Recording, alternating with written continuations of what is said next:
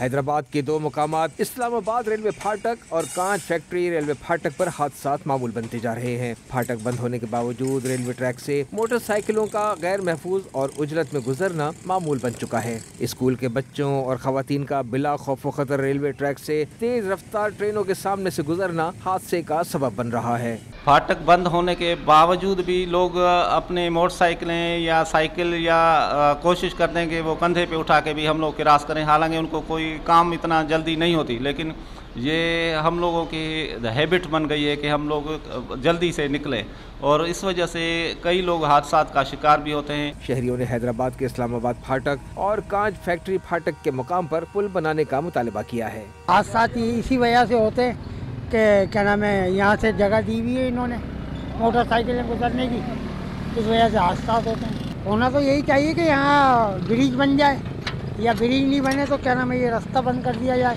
حادثاتوں میں کمی ہو جائے گی۔ ریلوے حکام کی جانب سے ریلوے ٹریک پر حادثات کی روک تھام کے لیے کسی قسم کے اقدامات نہیں کیے گئے۔ شہریوں کی آمد و رفت کے لیے ریلوے ٹریک پر پل بنا دیا جائے تو لوگ حادثات سے محفوظ رہ سکتے ہیں۔